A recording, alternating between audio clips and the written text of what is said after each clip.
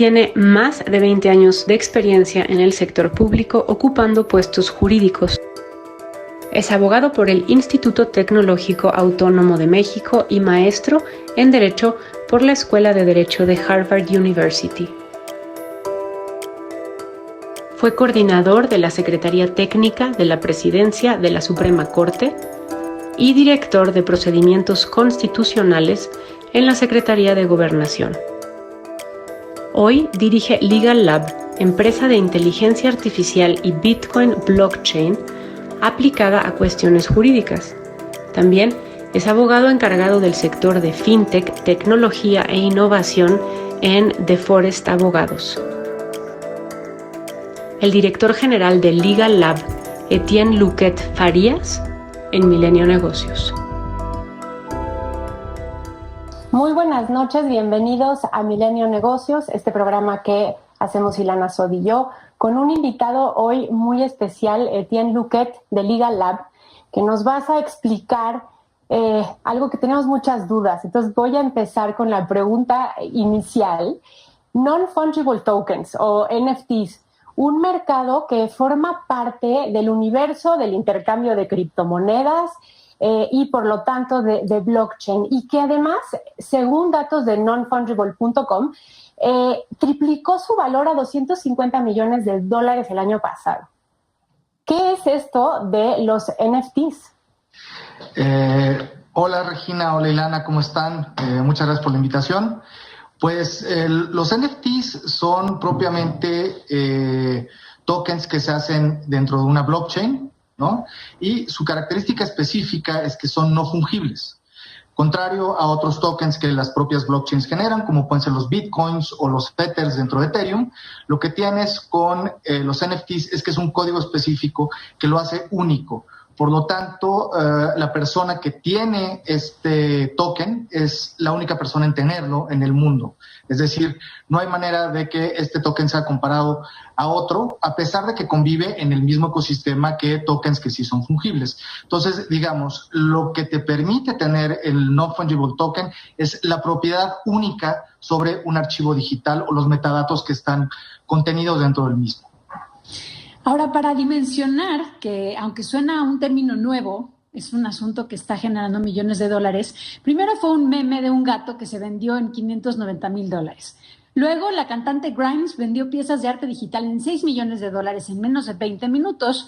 Y ahora incluso se suman casas de subastas como Christie's o Sotheby's y rompen récord con $69 millones con el trabajo de Beeple. Pero ¿son los NFTs entonces una moda o llegaron para quedarse? Es decir, ¿no es una burbuja que va a reventar en cualquier momento? ¿Y por qué?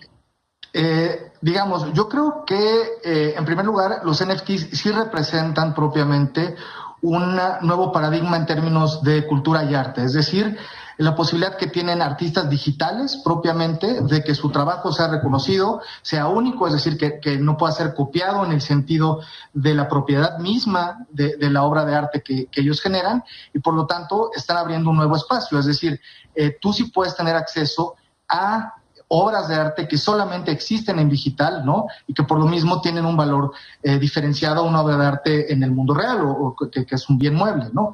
Entonces, en este sentido, me parece que sí abrimos un mercado nuevo con propuestas y paradigmas completamente distintos a los que estamos utilizados, sin que esto signifique que los valores que se están pagando por este arte sean realmente equivalentes, ¿no? En lo que uno pagaría por un arte completamente tocable, ¿no? O asible. Tangible, claro. Tangible, esa es la palabra exactamente. Pero a ver, entendiendo esto, ¿qué tan grande es hoy este mercado en México? Nos atrae, estamos confiando, porque confiamos muchísimo en Bitcoin, ¿no? En los mexicanos, pero en este caso, en NFTs, ¿estamos empezando a entenderlos? ¿Confiamos en ellos o somos todavía escépticos? Te voy a ser sincero, México tiene varios artistas digitales, ¿no?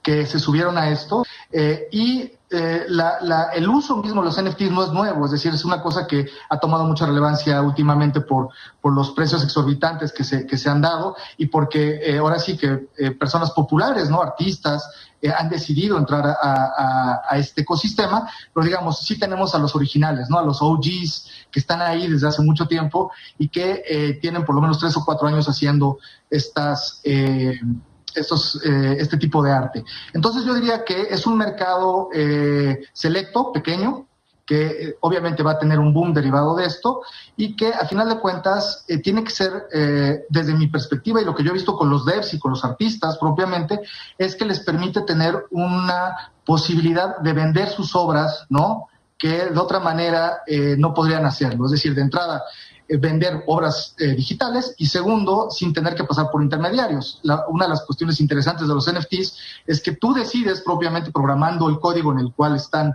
tus tokens, cómo se te pagan las regalías o incluso el precio que tú quieres, sin que esto pase por casas de subasta y o galerías de arte. ¿Ves los NFTs como una buena inversión, ya que no son obras que realmente puedas, lo que decías, apreciar en tu casa, por ejemplo, ¿no? Que sean tangibles y que las puedas tener de adorno? Sí, fíjate que la cuestión es muy interesante, porque al final de cuentas tú sí tienes la propiedad de la imagen, no puede ser un JPEG, por ejemplo, no un GIF, una parte de video, es lo que está haciendo la NBA, vendiendo shots no propiamente de jugadores. Y esto lo que tiene es que si bien es cierto que pueden ser copiados, las copias no te hacen ser el dueño. Entonces, digamos, es un poco el ejemplo de yo puedo tener una camiseta de la Mona Lisa o una taza de café con la Mona Lisa, pero no significa que yo tenga la Mona Lisa. Entonces, ahí sí hay un valor agregado que es indiscutible. No obstante, me parece que en lo que terminaremos, hacia donde van los NFTs, es a esta situación de coleccionables, ¿no? Coleccionables raros que tienen un valor agregado. Pienso, por ejemplo, recuerdan en lo que pasó con las tarjetas de béisbol en Estados Unidos en algún momento, ¿no? Que pues, de ser una cuestión de juego de niños, ¿no? Se convirtieron en unos coleccionables que se vendían carísimos y siguen vendiendo carísimos. Entonces, digamos, sí veo una evolución del mercado hacia un mercado de coleccionables, más que propiamente esta noción que nosotros tenemos de la gran obra de arte que está en un museo, ¿no? Creo que ese sería un poco el futuro de esta tecnología. Pero incluso pensando en ese futuro puede generar quizá pues a las personas que tienen interés y un alto riesgo, ¿no? Un estómago con buen riesgo para las inversiones, podría ser interesante. Entonces, aquellas personas que quizá en este momento digan, bueno, ahorré algo en la pandemia, ¿no? Tengo un dinero por ahí que quiero invertir, ¿qué tendrían que hacer? ¿Cómo se pueden acercar a este mercado? Esa es una excelente pregunta. Primero, tenemos que partir del supuesto de que los NFTs están en un ecosistema de criptomonedas. Es decir, la única manera que tú tienes para entrar, ¿no? Y ya sea hacer un propio NFT y o comprar un NFT, es tener criptomonedas. La cadena que más se usa para NFTs es Ethereum, aunque es posible tener NFTs sobre cadena Bitcoin o cadena Cardano, por ejemplo.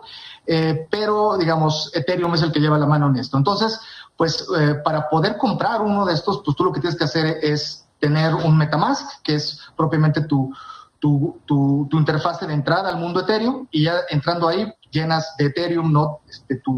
Tu cartera, y una vez que estás adentro ya puedes empezar a comprar, ¿no? A final de cuentas existen plataformas especializadas en NFTs, como es Nifty Gateway, también Rarible, ¿no? Tienen algunas condiciones diferenciadas. Por ejemplo, Nifty está muy curado, es decir, tú no puedes subir lo que te pegue la gana, sino que tienen un grupo de curadores que deciden que si más o menos pasa un examen. O sea, hay una cierta reglamento, pues. Sí, ciertos parámetros de buen gusto, ¿no? Por ejemplo, mientras que Rarible, pues tú puedes subir lo que quieras y tendrás tu token, ¿no? Y por último, con la ventaja de que obviamente como estás en blockchain, pues tú eres el dueño único y lo puedes vender cuando tú quieras. Y es una venta que se hace 24/7. Entonces, también aquí es muy interesante porque te quitas de esta problemática de tener que organizar, ¿no? Toda una estructura para poder vender una obra de arte. Aquí la vendes directamente con una simple dirección y en un minuto la obra ya pertenece a la persona que te la pagó con toda la seguridad posible, ¿no? Digamos, obviamente, y es una cuestión que hay que resaltar, esto tiene implicaciones fiscales, ¿no?, que no podemos dejar pasar, pero hasta la fecha todavía en México la regulación no es muy clara sobre qué tipo de impuestos se tendría que pagar y cuándo sería el evento en el cual tendrías que pagar el mismo. Y al final, digamos, sí coincides en que sí es un activo de alto riesgo, ¿correcto? No deja de ser un activo de alto riesgo, pero es curioso porque está atado primero al valor que tú le diste en la criptomoneda. Entonces, al final de cuentas, si la criptomoneda sube o baja, esto impacta, ¿no?, en el valor, porque tú no compraste, las cuestiones que no se dicen en las notas periodísticas, tú no lo compraste en dólares, tú lo compraste en Ether o lo compraste en Bitcoin. Entonces, lo compraste al valor reflejado a la moneda en ese momento, a la equivalencia que tenía. Entonces, pues, digamos, sí es de muy alto riesgo porque puedes haber gastado mucho dinero y posteriormente el precio baja, pero independientemente, y es una cuestión interesante, el token en sí mismo puede adquirir un valor distinto a la moneda en la cual está denominada, que por eso es lo mismo que pasaría en caso de que yo compre algo en pesos y el peso se devalúe, ¿no? Posteriormente veré si mi obra de arte subió o no subió de valor en función de las personas que la quieran comprar. Me voy con la última pregunta. En términos de medio ambiente, los NFTs, aunque digitales, son muy contaminantes.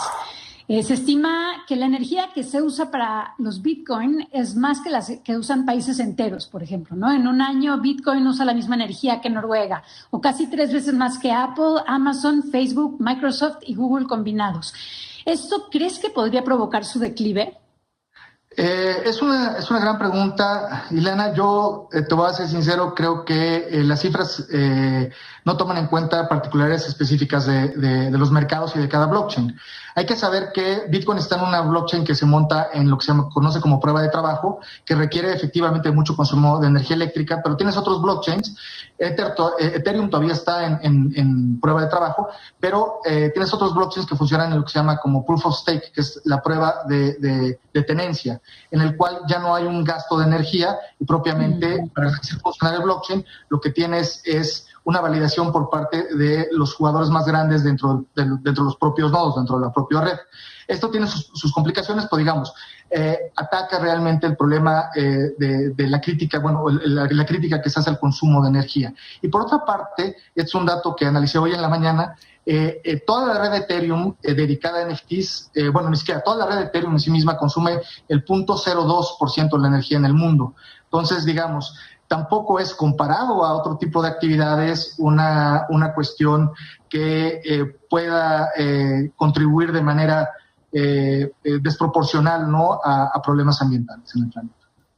Buenísimo, pues ya nos tenemos que despedir, se nos fue el tiempo de volada, pero gracias por respondernos todas las preguntas que teníamos. Etienne, te mandamos un abrazo, gracias a la audiencia también que nos vio el día de hoy. Muchas gracias.